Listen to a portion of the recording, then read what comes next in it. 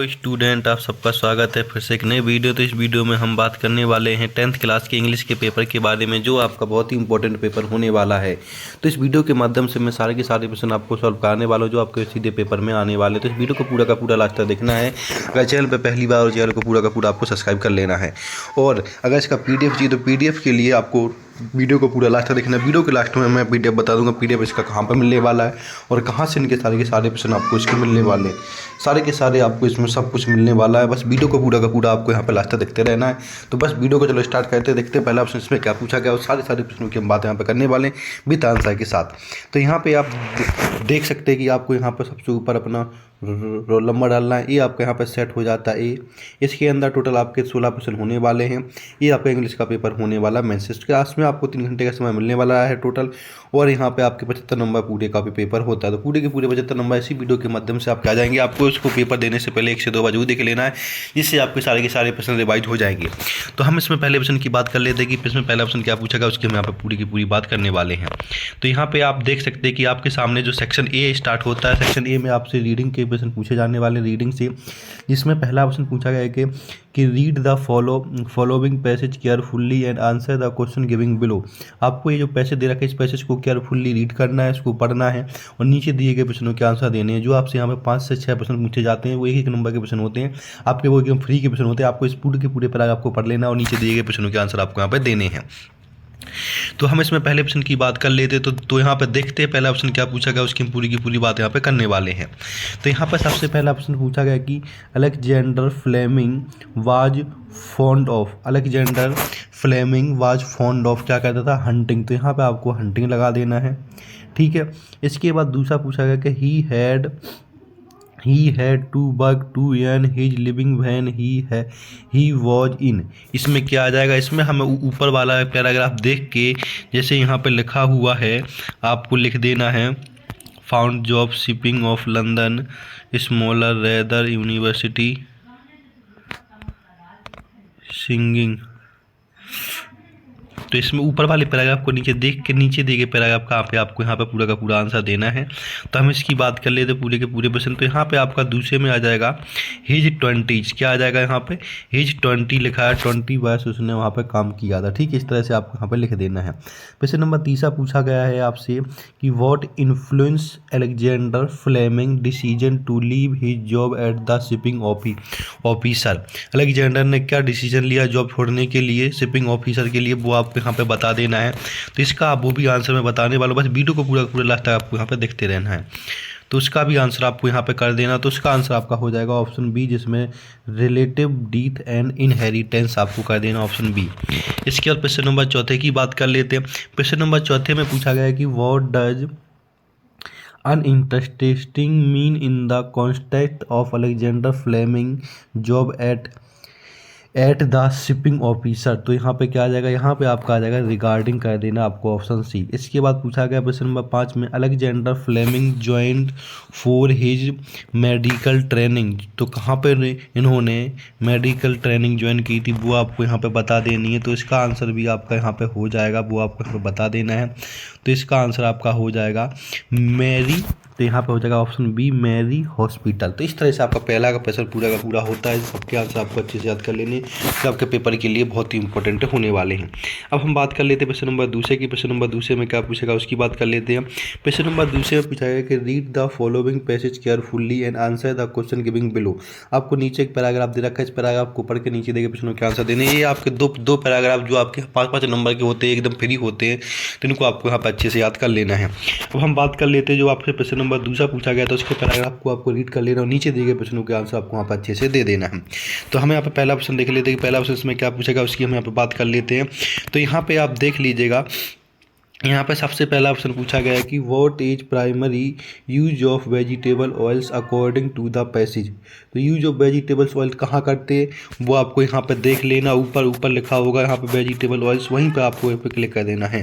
तो यहाँ पे देख लीजिए वेजिटेबल ऑयल्स लिखा हुआ है, यहाँ पे कहाँ यूज करते हैं, soaps are made from vegetable and animals oils. तो यहाँ पे आपको सॉप्स पे देख लेना है, तो सॉप्स आपको यहाँ पे क्लिक कर देना है। तो पहले में क्या आ जाएगा आपका, यहाँ पे सॉप्स आ जाएगा, क्या आ जाएगा सॉप। तो आपको यहाँ पे कर देना सॉफ्ट प्रोटेक्शन, क्या हो जाएगा, सॉफ्ट प्रोटेक्शन पे आपको यहाँ पे क्लिक कर देना, ऑप्शन डी।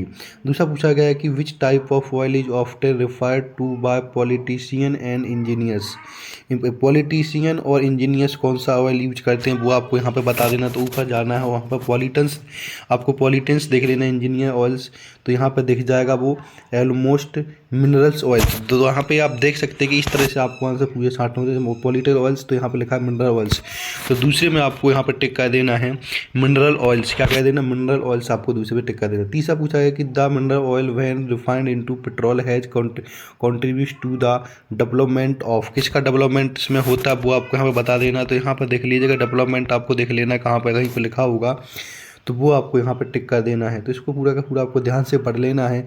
यहाँ पे लिखा है motor etc vehicle aeroplane change during motorcycle private categories down. तो यहाँ पे आपको क्या, तो प्राइवेट पे क्लिक कर देना। तो यहाँ पे नीचे आपको जाना है और तीसरे वाले पे आपको यहाँ पे प्राइवेट कैरिज कर देना। तो इस तरह से आपका तीसरे का आंसर हो जाएगा और चौथे का आंसर आपका यहाँ पे डी हो जाएगा। तो इस तरह से आपको दूसरा प्रश्न पूरा का पूरा आपको कर लेना, जो आपके 4 नंबर का पूरा ये होता है। अब हम बात कर लेते हैं प्रश्न नंबर तीसरे की। प्रश्न नंबर तीसरे में पूछा गया कि read the following passage carefully, make notes and supply suitable title. तो यहाँ पे टोटल 4 नंबर का ही होने वाला है। इस पूरे के पूरे पैराग्राफ को नीचे पढ़ना है और इसमें आपको यहाँ पे मेकिंग नोट बनाना और इसका टाइटल बता देना। इन सब के आंसर आपको वीडियो के लास्ट में बताने वाला, वीडियो को पूरा का पूरा देखना है, ठीक है। तो इसको आपको पढ़ लेना है, इसका इसमें टाइटल और इसका नोट्स बना लेना है। अब हम बात कर लेते हैं यहाँ पे आपके सामने प्राइवेट कैरिज वाला तो हो गया था पूरा। अब हम बात कर लेते हैं यहाँ पर तीसरा हो गया था। अब हम बात कर लेते हैं यहाँ पर सेक्शन बी की। तो यहाँ पर सेक्शन बी को देखेंगे। सेक्शन बी में हमें राइटिंग से क्वेश्चन आने वाले, जिसमें हमें क्वेश्चन नंबर 4 देखना। 4 में पूछा गया कि you are Nishi study in government college higher secondary school Morena, write an application to your principal requesting him to issue books from the book bank. तो यहाँ पे एक एप्लीकेशन लिखना है अपने स्कूल के लिए, 4 नंबर की होने वाली, या फिर आप यहाँ पे एक लेटर लिख सकते हैं अपने किसी भी दोस्त की शादी के लिए इनवाइट करने के लिए, ठीक है। इसके प्रश्न नंबर 5 देख लेते हैं। प्रश्न नंबर 5 में क्या, प्रश्न नंबर 5 नंबर का होने वाला प्रश्न है, जिसमें पूछा है कि right an essay on any one of the following topics 250 word में।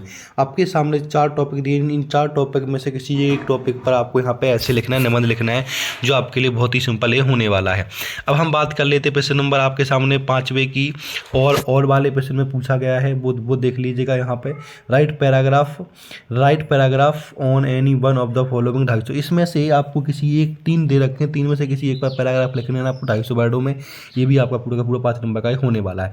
प्रश्न नंबर 6 देख लीजिए। प्रश्न नंबर 6 में पूछा गया on the basis of the picture giving below right a short paragraph, जो 3 नंबर का होने वाला। आपके सामने ये एक पिक्चर दिखाई गई, इस पिक्चर को देख के आपको एक शॉर्ट पैराग्राफ लिखना है इसके बारे में, ठीक है। प्रश्न नंबर 6 भी कर लीजिएगा। इसके बाद हम बात करने वाले हैं आपके सामने सेक्शन सी की। जो सेक्शन सी आपका यहाँ पे होता है, ग्रामर का स्टार्ट होता है, जिसके अंदर आपको प्रश्न नंबर 7 में पूछा गया fill in the blanks any 5। आपके सामने प्रश्न 7 है, 7 में से कोई 5 प्रश्न करने, जो 5 नंबर का आपका यहाँ पे होने वाला है। तो पहला पूछा गया कि हरी अप,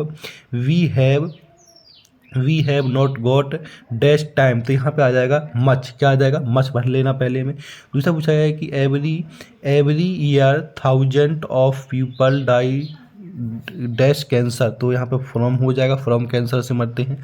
इसके बाद थर्ड में my father is a dash teacher. तो यहाँ पे क्या आ जाएगा, रिटायर्ड आ जाएगा तीसरे में। चौथे में we dash wear masks in crowd place. तो यहाँ पर शुड भर देना आपको चौथे में। 5वें में पूछा गया कि he is an American but his wife is dash European. तो यहाँ पे ए आ जाएगा, a wife is a European, ठीक है। यहाँ पर पूछा गया है आपके सामने 6, इसमें I am not going to office and I am ill. तो यहाँ पे आ जाएगा आपका बिकॉज। इसके बाद पूछा गया 7 में I often go to Mumbai dash is the commercial capital of India. तो यहाँ पे आ जाएगा विच। तो इस तरह से आपको पूरे के पूरे प्रश्न भर लेने। 7 वाले में पूरा का पूरा टिक लगा हुआ, जो भी आपको याद करना है वो आप यहाँ से याद कर सकते हैं। अब हम बात कर लेते हैं प्रश्न नंबर 8 की। प्रश्न नंबर 8 में पूछा गया है कि डू एज डायरेक्ट एनी 5। आपको इसमें प्रश्न 7 पूछा गया, 7 में से कोई 5 प्रश्न करने हैं और उनमें आपको चेंजेस करना है। जैसे कि जो पहला वाला है, what is very weak, he can not walk easily, combine the sentence using so at that. तो यहाँ पे आपको मुँह से पहले सो लगाना है और वीक के बाद आपको दैट लगाना, पूरा सेंटेंस जोड़ देना। इस तरह से आपको पहला कर लेना है। दूसरे में आपको चेंजिंग इनटू नेगेटिव सेंटेंस बनाना। तो यहाँ पे डिड नॉट, यहाँ पे लिखा I did my work on time. तो यहाँ पे लिख देना आई डिड नॉट, डिड के बाद not my work on time कर देना। इस तरह से आपको डिड नॉट लगा देना है। तीसरा पूछा गया कि Amit at all the sweets, तो यहाँ पर चेंजिंग इनटू इंट्रोगेटिव बना देना। तो यहाँ पर आपको जैसे आर, यहाँ आर लिखा हुआ है, एट लिखा हुआ है, आपको यहाँ लिख देना है आर, यहाँ पर लिख देना है is Amit all the sweet, is Amit eat all the sweet, इस तरह से लिख देना, इज आगे लगा देना है। इसमें अनलेस और इन प्लेस ऑफ इफ़ लगा देना है। जैसे यूज आपको सबसे पहले इफ़ लिखा है, यहाँ पर लिख देना है अनलेस, क्या लिख देना, अनलेस लिख देना, अनलेस योर रन, इफ़ की जगह अनलेस लिख देना। क्वेश्चन नंबर 4 में। क्वेश्चन नंबर 5 देख लीजिएगा। इस तरह से सारे सेंटेंस आपको यहाँ पे पूरे के पूरे कर लेने हैं। इन सब के आंसर भी आपको मैं बता दूंगा, बस वीडियो में आपको यहाँ पे बना लेना है। इसके बाद आपसे पूछा गया क्वेश्चन नंबर 9, जिसमें आंसर द फॉलोइंग क्वेश्चन, जो सेक्शन डी स्टार्ट हो जाता है। टेक्स्ट बुक से ही आपके क्वेश्चन बनते हैं, जो आपके 4 नंबर के होते हैं। तो पहला पूछा गया कि the bakers are now known in Goa as, तो यहाँ पे आ जाएगा वॉल, क्या आ जाएगा, गोवा की जगह क्या आ जाएगा, इससे पहले वाले में बॉल आपका यहाँ पे आ जाएगा। ठीक है। इसके बाद आपके सामने दूसरा वाला पूछा गया। दूसरा पूछा गया कि Lencho called post office employees, तो इसमें आ जाएगा आ बंच ऑफ क्रूक। तीसरा पूछा गया कि what food did the seagull's mother get for it, तो यहाँ पे फिश आ जाएगा। चौथे में N A Frank called her diary, तो यहाँ पे यंग गर्ल आ जाए। इस तरह से आपको क्वेश्चन नंबर 9 पूरा का पूरा ये सॉल्व कर लेना है, जो आपके पेपर की दृष्टि से बहुत ही इंपॉर्टेंट होता है। अब हम बात कर लेते हैं क्वेश्चन नंबर 10 की। तो क्वेश्चन नंबर 10 में पूछा गया है कि 10 का ए है, जिसमें पूछा गया read the following extract from the prose and answer the question giving below. आपके सामने 3 क्वेश्चन दिए गए हैं, तीनों के तीनों आंसर देने हैं। जो आपके सामने एक पैराग्राफ है, इस पैराग्राफ को पढ़ के नीचे दिए गए प्रश्नों के आंसर आपको यहाँ पर देने हैं। तो यहाँ पे आप देख सकते हैं कि आपके सामने 3 के 3 प्रश्न, इन तीनों के 3 प्रश्नों के आंसर आप पे देने वाले हैं। तो पहला ऑप्शन पूछा गया है कि from which lesson has this text been taken. ये जो ये पैराग्राफ है, ये पैराग्राफ किस चैप्टर से लिया गया, उस चैप्टर का नाम बताते हैं। यहाँ पर लिखा है from the diary of Anne A Frank कर देना पहले में। दूसरा पूछा गया who is the author of from the diary of Anne A Frank, इसका ऑथर कौन है, तो यहाँ पे एन ए फ्रैंक लिख देना है दूसरे में। तीसरा पूछा गया कि what did Anne A Frank to do to take think of her chest, तो यहाँ पे लिख देना है आपको she would dance or lost, तो यहाँ पे डी ऑप्शन आपको यहाँ पे कर देना है। अब हम बात कर लेते हैं क्वेश्चन नंबर नेक्स्ट। तो क्वेश्चन नंबर आपके सामने 10 का बी पूछा गया। 10 के बी में लिखा है कि read the following extra carefully and answer the question giving. आपको ये जो पैराग्राफ को केयरफुली पढ़ देना, नीचे दिए गए क्वेश्चनों के आंसर इसमें भी आपको सेम देना है। तो इसको हम यहाँ पे आपके सामने बता देते हैं इसका क्या आंसर होने वाला है।